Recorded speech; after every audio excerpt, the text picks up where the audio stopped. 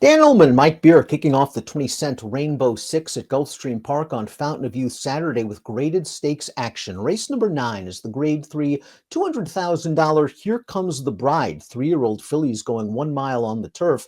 Let's take a look at this field. And Mike, this race sort of has a little bit of everything, doesn't it? We have 3 horses in here that are going to be making their first start in North America. We've got horses stretching out in distance for the first time, switching surfaces for the first time, but they all have to beat the number 7 Cairo Consort, who was pounds the best in her most recent start.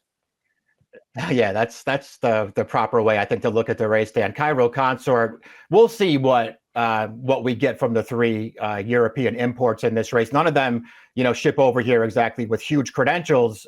So we'll see how good any one of those 3 turns out to be. If they, for whatever reason, don't turn out to be that good, Cairo Consort is going to be a handful in here. We'll throw up our Timeform US pace projector. Of course, we won't have pace data on the 3 European horses. Moonage Daydream stretching out in distance with speed. Sweetlou'sgotaces has a good amount of early speed. Danse Macabre is more of a stalker, but she's also stretching out in distance. I wouldn't be surprised if these horses push the pace. Maybe Malimu will be taken back this time around, Mike, after being close to the pace in her most recent start. Feels like the key to the pace is probably those 2 outside horses, though, Dan. The 10 and the 12 stretching out in distance, or the 10 stretching out in distance for this race. Sweetlou'sgotaces likes to flaunt her speed. She's got a very, very tough post in this race, though. So we'll see how aggressive they get. That 10, Moonage Daydream, she's got enough pedigree, it feels like, to stretch out at least this far, Dan, and she has really easy speed sprinting. I have a feeling she's going to get to the front in here over Sweetlou'sgotaces, and she might be controlling this thing when the real racing commences. Let's start things off with one of the European entrants, and this is a filly that has shown some speed overseas, obviously, in slower-paced races. That's the number 1, Karenine, who's going to be trying a mile for the first time, and I think there's a little bit of question about distance here. She's one of the 2 European imports trained by Chad Brown. In her last race, a Group 2 in France, a race that hasn't produced anything of note just yet. She showed good speed. She tired. There really didn't seem to be much excuse. We'll see how she reacts to North American racing. But if she breaks well, maybe she could take up a good position in behind the leaders. Yeah, she's got a great post anyway, so maybe she'll just fall into a pretty good trip here if she gets out of the gate well here, which is also something I guess you have to worry about with these imports. I don't know, Dan. I looked up a lot of her form over there in France. I watched a bunch of her races. To me, the most interesting thing about her is just the connections. I guess they privately purchased her and they turned her over to Chad Brown. So maybe that makes her interesting just all by itself. I didn't think that she ran well at all in that Group 2 last time. They were fairly walking early in that race. Nobody wanted the lead. So this filly just wound up there, but she was in hand. And as soon as they came to take her on about halfway into that race, there was never any point where it looked like she was going to be competitive. She was totally overmatched by those horses. And even her race 2 starts back. Her trip was fine in there. She had a clear shot at it, and she just wasn't even close to good enough. And she must also deal with a layoff. We haven't seen her since August. The number 2 is American Rockette. And while her most famous sibling, Frank's Rockette, did her best running on the dirt, and she is a very good filly and mare dirt sprinter, American Rockette, I think, has enough turf pedigree trying grass for the first time for Bill Mott. She's by American Pharaoh. The dam went 1 for 1 on the turf and is full to turf winner. Yeah, it'll be interesting to see. I like the American Pharaohs on grass. I wish there was a little bit more performance on the turf in this pedigree, but it is at least interesting, Dan, that Mott entered her for turf in her career debut at Saratoga. That race got washed off, but she still won that race impressively, and Mott did, I guess, want to run her on turf first time out. She came out of that race and ran great in the spinaway with loads of trouble early in that race. So it feels like she has a little bit of talent, and now they're going to cut her, and now they're going to switch her right over to turf here for a 3-year-old debut. She doesn't have a ton of early speed, so she might need a little bit of pace and race luck, but I can see her at least equaling her performances on the main track with the surface switch. Malimu, the number 3, began her career overseas with a maiden victory in her debut, has raced twice in North America. Her first start in the wait a while I thought was very, very good. Like many European horses, she didn't break very well. She fired on home that day, kicked late. She was really close to the pace. Were you surprised last time out in the Swedish chant? Yeah, I didn't see her being there, but I guess the start has everything to do with that. And that wait a while, she just didn't really get out of the gate very well, and so maybe that kind of forced Leparoux's hand. He just sat back with her and let her make a run through the stretch. She actually ran pretty well that day. Came back last time. Different dynamics in that race, a totally different trip for her up on the pace. It's still, even if you want to make the argument, Dan, that she's a little better from somewhere off of it, boy, it's still hard to want anybody out of that Swedish chant outside of the winner, who was just tons and tons the best that day.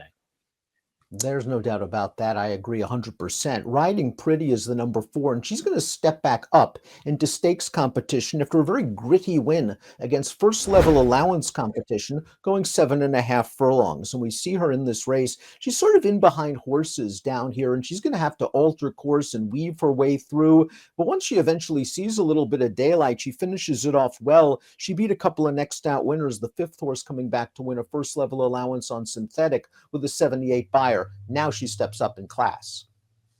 Yeah, they're going to test her right away here. Good performance there. The trip ultimately worked out for her, but having to alter course like that and still make a run, that was pretty good stuff. I liked that she ran well 2 starts back also. That looked like a pretty slow pace, Dan, and she almost got there.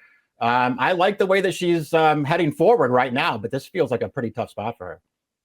The number 5, Blind Spot, is a winner on dirt. She's a stakes winner on synth, and she was placed in a pretty tough spot in her turf debut. That was last fall's Grade 2 Jessamine at Keeneland. It was a race where there wasn't a lot of pace going on. She got wired by a good horse.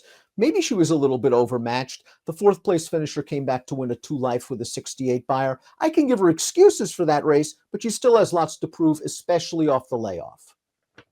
Yeah, exactly. She's got a lot to prove in here, but she did, at least show some potential early on before, they threw her in the Jessamine. I don't think you have to be too hard on her for that performance. She's going to come back off the layoff and make her 3-year-old debut here in a graded race. But, let's be honest, Dan, Cairo Consort's pretty good and was awful good winning her most recent start. If these 3 Europeans turn out not to be that talented, though, I mean, how tough a spot is this really? Anna Karenine's uncoupled stablemate is also coming in from France for trainer Chad Brown, and that's the number 6, Revalita, who won twice overseas, not at the greatest tracks, not against the greatest competition, and yet Chad sees enough to throw her into this graded stakes race on Fountain of Youth Day. I think that's a positive sign as Jose Ortiz takes the mount. Yeah, I agree with all that stuff, Dan. She looked pretty good to me in the 2 wins that she had over there, including that most recent one, the allowance race, where she didn't get a particularly comfortable trip in that race. But once she got clear in the stretch, she really finished and won that race easily. The only loss, she didn't run great in there, but she was a little rank and headstrong early in that race. She had a really hard time settling, and then she made a run into it in the stretch and just got a little bit tired. I don't know. I think she showed a little bit of ability over there. For one of Chad's owners, this is more of a low-profile owner for Chad, but these guys run some good horses. The number 7's Cairo Consort, and after she finished 3rd in the Breeders' Cup Juvenile Fillies Turf, she went through the auction ring and was purchased for a whopping $875,000. She's paid dividends with 2 stakes wins for the connections. Now, in your free formulator past performances that you're going to receive when you bet these races on DRF Bets, click on the short comment. You get to watch the whole video because the key to her last race was the start. She missed the break by 3 lengths, and when she turns for home, she's got a work to do. She is still last as they swing into the stretch. She shows a lot of agility. Arad Ortiz never panicked, and once she gets into the clear outside is down. It's a really nice performance, Mike, but I wonder if she's starting to get into a bad habit of breaking poorly. Yeah, that was my concern too. She totally blew the start in that race that we just watched and somehow still won pretty easily, but she also broke pretty poorly in the Ginger Brew off the layoff. Just a stumble that day before she got the job done. I'll be honest, Dan, I was kind of surprised that they paid this much money for her last November and didn't necessarily think it was a great purchase. I mean, fair to say I was probably wrong about that. She's been awful good in her last 2 starts. Of the horses coming in from Europe, the one that faced the toughest competition by far, the number 8, Papilio, who comes out of the Group 1 Moiglaire Stud Stakes. The runner-up, of course, was Meditate. Came back to run 2nd in the Chevrolet Park, then dominated the Breeders' Cup Juvenile Fillies Turf. A couple of other horses in that race have come back to place in group races, one in a Group 1. Now this one's with Mark Casse, and a mile shouldn't be a problem at all. Yeah, I agree with that. I don't think the distance is any big deal for her. And you're right about her most recent start. She couldn't really get herself into contention that day after breaking poorly, but she wasn't going to win anyway. The 1-2 finishers of that race, I mean, they both look really, really, really good. So won't hold that one against her. Her prior form was actually really good. She was a little bit green over there, I thought, Dan. Still felt like she had some learning to do. And that was never more evident than the race 2 starts back. Looked like she was going to win there. And then as soon as she made the lead, she started hanging to the right in there, and it cost her a win. I thought she actually ran really well that day, though. I like the ability she showed as a 2-year-old. If she can improve at all, I think she's a major player in here.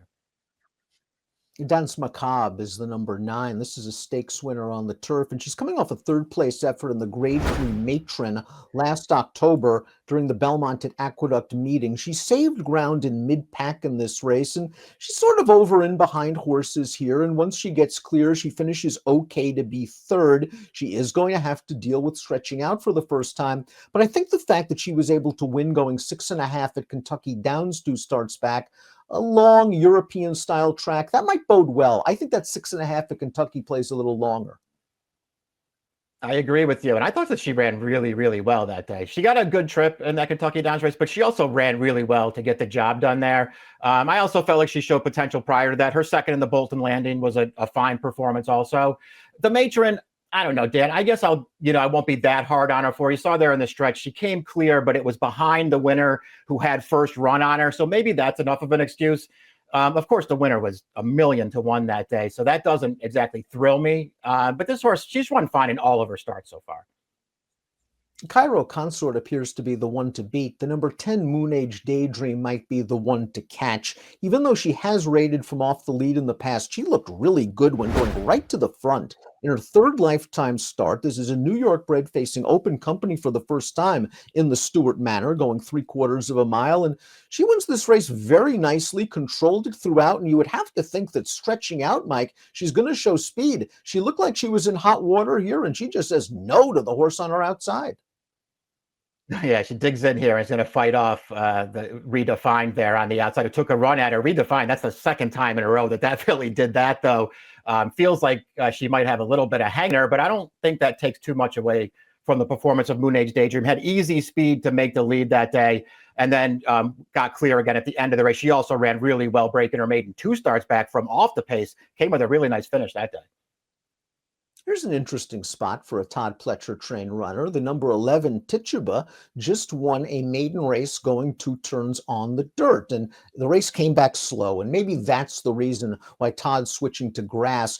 This one's by Good Magic. It's too early to tell how the Good Magics are going to do on turf. They have not gotten off to a great start, 0 for 17 with first-time runners. On the other hand, this female family is all turf. Yeah, that's what I liked about it too, Dan. I don't know if this is the spot where I would want to bet a horse like this, but there is certainly plenty of turf on the bottom of this pedigree, so it's understandable why Todd would make the surface switch here. The win last time didn't come back that fast. She did some good things in there, though, Dan. After she made the lead, took a lot of pressure on the lead, looked like she was beating horse at the top of the stretch, but she managed to fight back and prevail. Dams full to a stakes-winning turfer named Lamuna. You go back, you see multiple graded stakes winners on the grass in this family. Sweetlou'sgotaces completes this field, and I would think she's got to be on a send from the outside post under Javier Castellano. She won the Tepin 2 starts back as the favorite, going to the lead. I'm not sure I really loved that race. Maybe in the sweetest chance she needed one off the layoff, but she went to the front and she's steadily tired. She's got to do a lot better than last time. Yeah, I can see giving her, a little bit of a pass for that last one. It wasn't, firm turf, and maybe she just needed a race off the layoff there, but it still wasn't a good performance. And then you go back to the Tepin, her final start as a 2-year-old. Yeah, she won going the 2-turn mile, but she did it at a time when speed and the rail was just winning all the turf races at Aqueduct, and she was the speed on the rail. Let's take a look at our top selections for the kickoff leg of the 20-cent Rainbow Six on Fountain of Youth Saturday. We're both going with the Europeans. Mike's going with the more accomplished European, the 8 Papilio for trainer Mark Cassie. Yeah, I just thought that she was the most interesting one, just based on all of their the form that these three horses showed overseas last year. So I'll take her. I also felt like she'd probably be the better price when compared to the two Chad horses. So I'm going to take her on top and see if we can beat Cairo Consort this time. I'm wondering if Cairo Consort just takes all the money based on that trip and we get inflated prices on some of the others, including the one Anna Karenine, who's got to do better than what we've seen in France. Apparently, she's been working very well. You could check out the Mike Welsh Clocker reports on DRF.com leading up to Fountain of Youth Day. I think a good trip's coming if she breaks, and that's always a question about the European horses. Cairo Consort's been very good. I am concerned about her recent tardiness from the gate. 8762 for Mike, 17910 for me. Good edition of the Grade 3. Here Comes the Bride. Good luck.